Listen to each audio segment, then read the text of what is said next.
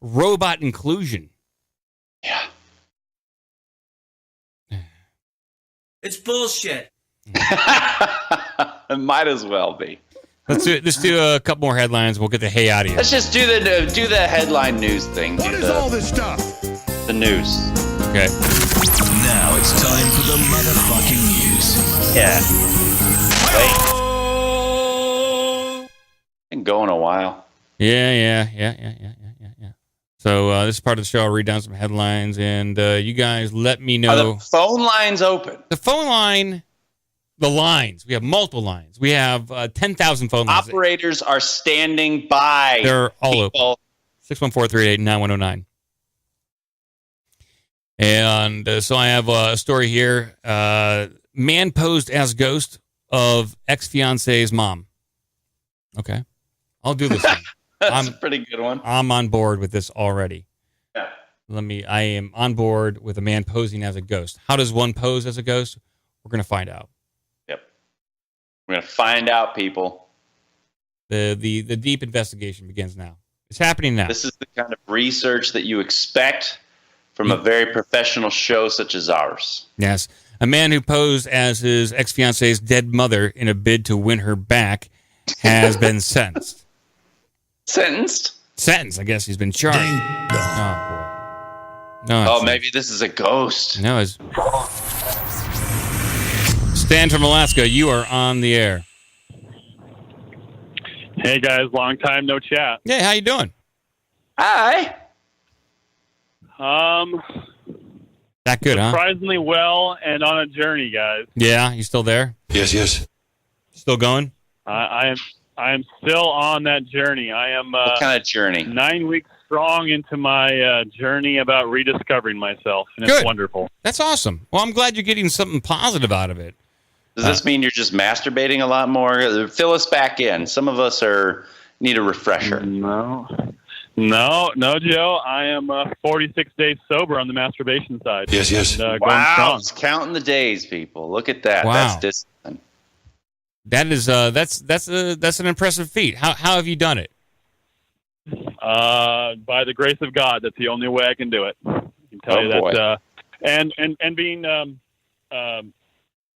being convicted that the stuff that I was doing could have gave my wife all the ability to divorce myself. So recognizing that what I did was that wrong and that bad, I asked God to help stop me from doing it, and that's the only way, guys. Stop pumping. I thought it's 30 days. Yeah, stop pumping. I was going to start pumping again at 30 days and 45 days, and I don't even really have that strong of an urge, and I'm going to keep on going. Good for you.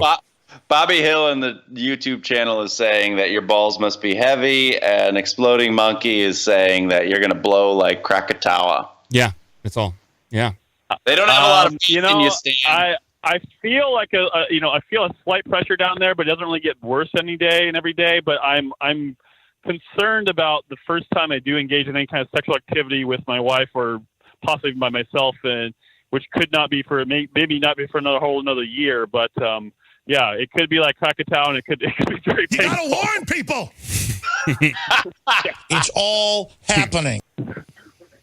If I do find out and I do get to that point sometime in the future, I will let you know just how painful or not painful it was. But it's a weird journey I'm on, guys. And I said most of it's spiritual. My relationship with God's gotten a lot better, and I've carved out as of I think it was the 5th of August.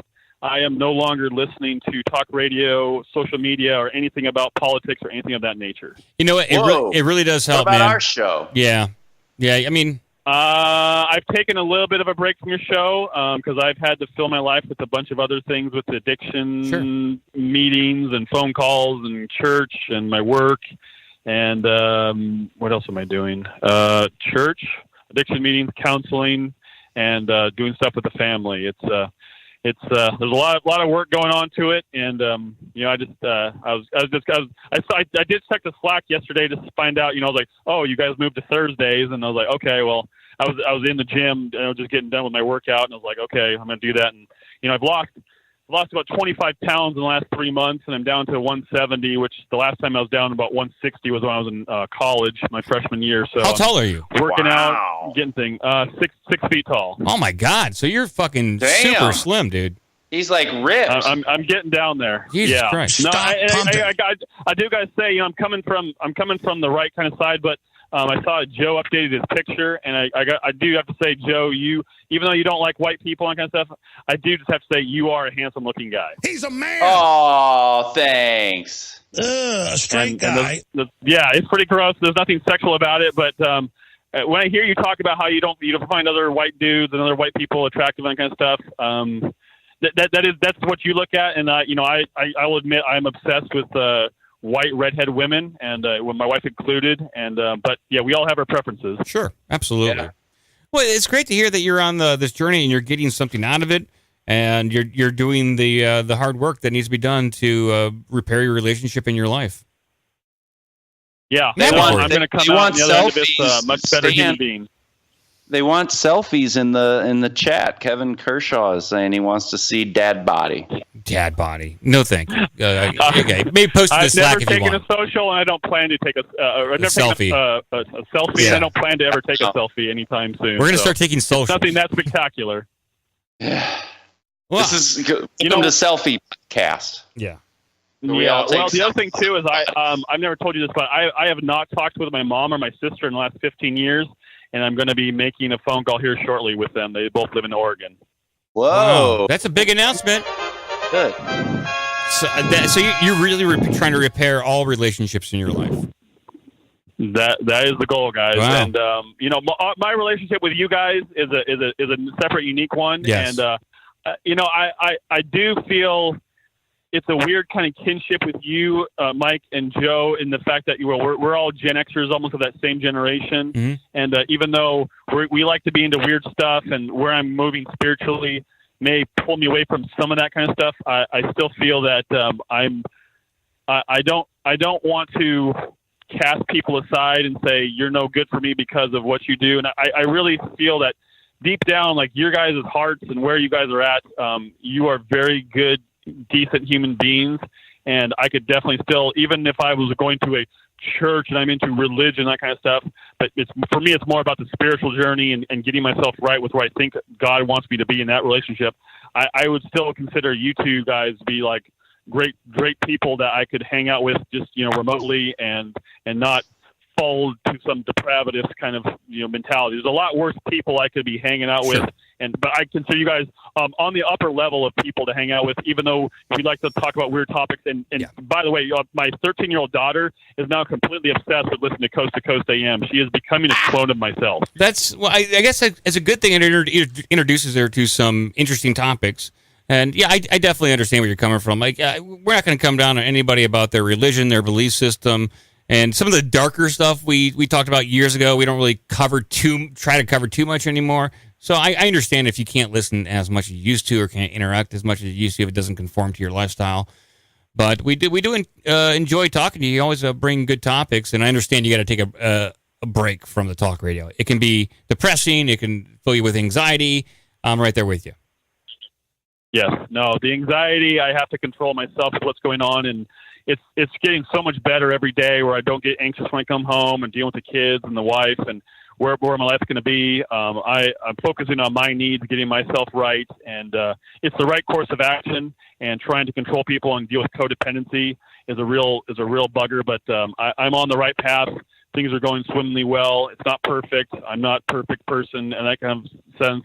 But man, sometimes when I get done with a counseling session or an addiction meeting or a pastor with church or some podcast, man, I feel alive and I feel juiced up, and I just want to get out there and start warning people. Yeah, you got to warn people. Yeah, absolutely.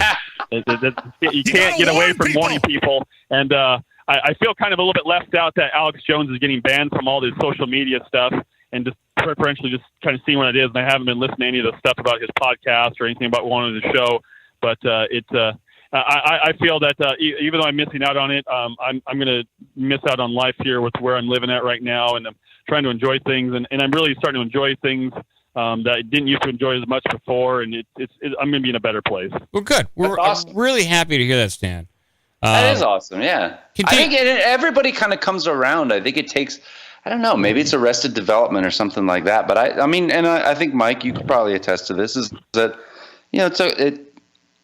I know I did, and I know I still got a lot of work to do, but I feel like it took us a little longer to grow up than maybe I expected, and I still got so much to learn. But like, I feel like I'm starting to really get my head around like how do I like not be a douchebag and like treat people as well as I can and connect with people and the world around me and everything. That's a tough lesson to learn. Yeah. Yeah, it is. It's learning about your wounded soul, and I've just found that the human interactions I've had with people, where I just start opening up to them and start talking about things, and then the help I've gotten from people has just been tremendous. Just opening up to people, talking with people, discussing things, and people have all sorts of different, suggestions. I was talking with a friend today. He was raised Catholic, but he's kind of more on the spiritual yoga journey, and he's like, Stan, you need to start meditating, you need to start doing this, you need to start doing that. And so I said, okay, well, I'll try this meditation app that he just gave me, and I'll get that. And then he had, a Fitbit with a sleep thing, kind of monitoring kind of stuff. And I go, I'm not really into Fitbits. And then a person I talked to right after that, or dealing with my kids' homeschool, she's like, oh yeah, I got the sleep app and I do this kind of stuff. And I'm just like, okay. You know what? I'm open right now. I'm not going to try everything, but little things I can kind of add to my life that are kind of simple, I'm going to do it. Just like, getting, interacting with people at church, at my work, at, other gatherings and stuff like that. And now, just taking the courage.